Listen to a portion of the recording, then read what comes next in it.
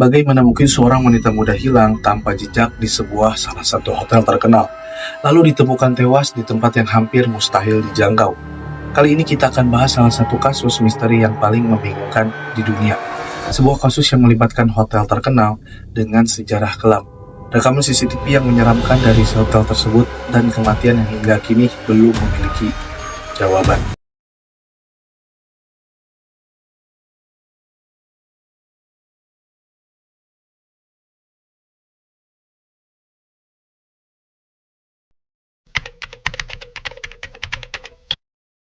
Wanita ini bernama Elisa Lam. Elisa Lam adalah salah satu seorang mahasiswi di Universitas British Columbia. Ia berusia 21 tahun asal Vancouver, Kanada. Ia dikenal sebagai pribadi yang ceria, namun juga sedang berjuang dengan gangguan bipolar dan depresi berat. Pada Januari 2013, Elisa memutuskan untuk melakukan perjalanan solo tripnya ke California sebagai bagian dari liburan panjangnya.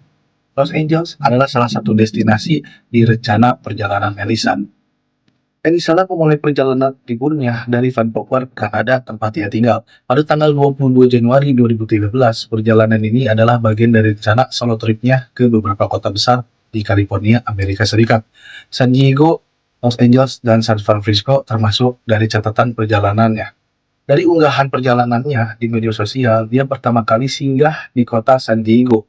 Dan Elisa sempat mengunjungi kebun binatang di San Diego sebelum akhirnya tiba di Los Angeles pada tanggal 26 Januari 2013 dan dia check-in di salah satu hotel di tengah kota Los Angeles.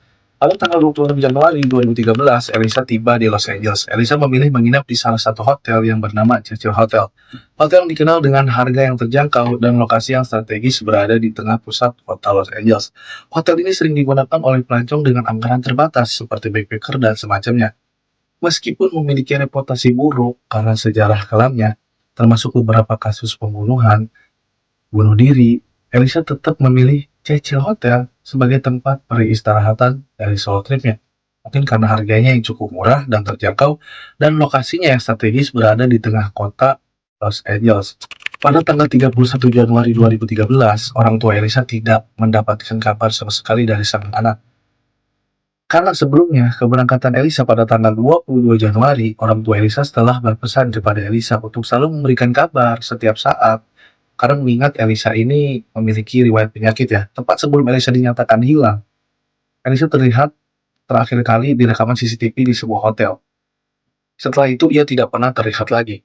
Menurut informasi yang beredar dari saksi mata dan media sosial, sebelum Elisa dinyatakan hilang di hari dan tanggal yang sama, Elisa sempat berkunjung ke toko buku yang tidak jauh lokasinya dari tempat Elisa menginap, yaitu di Cecil Hotel. Situasi pun semakin darurat meningkat dengan temuan fakta bahwa selain berbahagia sendiri, Elisa ini diagnosis dengan gangguan bipolar dan depresi yang berat, dibuktikan dengan obat yang dia minum. Polisi melakukan penggeledahan di area Cecil Hotel, tetapi karena tidak memiliki alasan untuk mencurigai bahwa telah terjadi kejahatan, alhasil para polisi ini hanya bisa mencari di area tempat umum saja.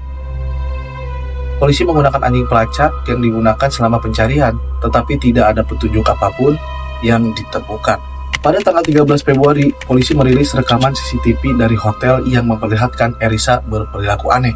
Dalam video itu, ia terlihat banyak sekali menekan tombol, mengintip keluar lift, dan membuat gerakan tangan yang sangat aneh.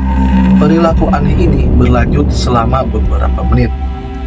Dengan Elisa masuk dan keluar dari lift, melihat ke atas dan ke bawah koridor, menekan lebih banyak tombol lift, menutup telinga sejenak, dan kemudian memberikan isyarat seolah-olah Elisa ini sedang berbicara dengan seseorang. Setelah dia berjalan keluar dari lift, pintu akhirnya tertutup.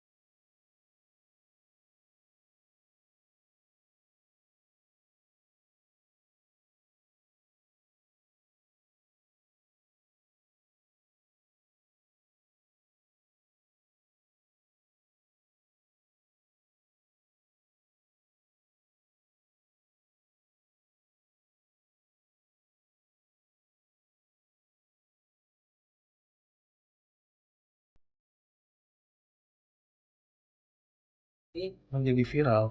Sejumlah orang mengklaim bahwa Elisa jelas ketakutan dan berusaha membuat lab itu bergerak untuk melarikan diri dari seseorang yang mengejarnya.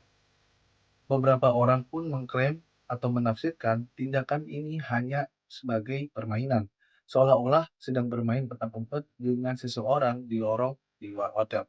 Banyak yang berteori bahwa dia mengalami kumat psikotik dan mengalami hal-hal yang hanya bisa dilihat dan didengar oleh dia seorang diri. Gimana menurut kalian? Seminggu setelah menghilangnya Elisa, selembaran yang membuat gambarnya disebarkan di area sekitaran hotel. Berbagai website dan media sosial membuat banyak perhatian dari media pada saat itu. Tanggal 19 Februari, tamu hotel mulai mengeluhkan air yang berbau aneh dan berwarna keruh. Setelah dilakukan pemeriksaan oleh petugas hotel menemukan tubuh Elisa di dalam salah satu tangki air di atap hotel. Wow, gila bro. Elisa ditemukan dalam keadaan telanjang dan pakaian yang dikenakan pada saat terakhir kali terlihat oleh CCTV pun ada di dalamnya. Tidak ada yang tahu pasti apa yang terjadi pada dalam rekaman video CCTV sampai kemudian berakhir di tangki air di atap hotel. Tetapi teori-teori mengerikan dan tak berdasarkan bermunculan. Teori-teori itu sebagian besar berbau paranormal dan konspirasi sebagai penyebab kematian Elisa. Penemuan ini mengundang lebih banyak pertanyaan daripada jawaban. Bagaimana bisa Elisa masuk ke dalam tangki yang sulit diakses itu? Ada banyak teori tentang sebenarnya apa yang terjadi pada Elisa Lam. Teori pertama adalah gangguan mental. Elisa diketahui sedang tidak minum obat dengan dosis yang benar. Teori kedua adalah tindakan kriminal, di mana seseorang mungkin memanfaatkan kondisi Elisa yang kurang sehat. Teori ketiga yang paling kontroversial adalah keterlibatan unsur supranatural. Cecil Hotel memiliki sejarah panjang, tragedi yang menyeramkan, termasuk kasus pembunuhan berantai yang pernah tinggal di sana. Bahkan beberapa laporan menyatakan bahwa tutup tangki air itu seharusnya terkunci rapat. Dan ada yang menyebutkan Elisa tidak mungkin bisa membuka sendirian. Tutup tangki air itu sangat berat, jadi tidak mungkin Elisa membukanya tanpa bantuan orang lain. Hal tersebut menjadi perdebatan. Ada yang bilang tangki air itu memang tertutup rapat ketika pekerja pemelihara memeriksanya dan menemukan tubuh Elisa. Dan ada yang menjawab kembali, berarti setelah jatuh ke dalam tangki, Elisa tidak mungkin menutup tangki air itu sendirian. Setelah ramai orang yang berteori dan memberikan sudut pandangnya, akhirnya klarifikasi muncul dari seorang pekerja pemeliharaan yang bernama San Diego Lopez. Ia mengklarifikasi bahwa tutup tangki air itu memang terbuka lebar. Ada hal yang lain yang harusnya diperdebatkan adalah bahwa Elisa tidak mungkin naik ke atap itu sendirian. Hanya ada satu pintu dan itu pun dilengkapi dengan alarm berbunyi keras yang akan terdengar sampai 2 lantai di bawahnya serta menerima sinyal keadaan darurat. Tetapi tidak ada saksi yang mendengar bunyi alarm dan tidak ada tanda peringatan darurat yang dipicu oleh pembobolan pintu atap hotel. Selain pintu akses ke atap yang dipasangnya alarm, ada juga 2 tangga darurat yang mengarah ke atap yang mungkin dapat mudah diakses oleh Elisa. Lalu bagaimana Elisa yang ditemukan telanjang dalam tangki? Mengingat perilakunya yang aneh pada hari sebelumnya, tidak mungkin Elisa akan melepas pakaiannya sendiri sebelum masuk ke dalam tangki air hotel Cecil. Satu hal yang menjadi bukti yang paranormal atau aneh yang terjadi, beberapa postingan Elisa muncul di blog Tumblr Elisa beberapa hari setelah kematiannya. Postingan Elisa yang muncul setelah kematiannya membuat banyak orang mulai berimi. Apakah fungsi postingan antrian Tumblr itu bekerja? Menerbitkan konten yang Elisa sendiri telah rencanakan sebelum kematiannya. Meskipun hasil otopsi menyatakan bahwa kematian Elisa sebagian daripada kecelakaan, banyak yang merasa penjelasan ini tidak memuaskan. Kasus ini tetap menjadi misteri yang mengundang spekulasi hingga hari ini. Apakah menurutmu Elisa Lam benar-benar korban kecelakaan atau ada sesuatu yang lebih gelap di balik cerita ini? Tulis apa komentarmu di kolom komentar. Penjelasan yang paling sederhana yang mungkin masuk akal adalah perilaku Elisa dipengaruhi oleh kondisi kesehatan mentalnya pada saat itu. Keyakinan dan perasaan yang tidak akan pernah diketahui penyebabnya dia pergi ke atap hotel, memanjat, dan berusaha membuka tangki air, kemudian terjatuh di dalamnya. Semua tetap menjadi misteri dan tidak ada petunjuk apapun untuk mengungkap kematian Elisa.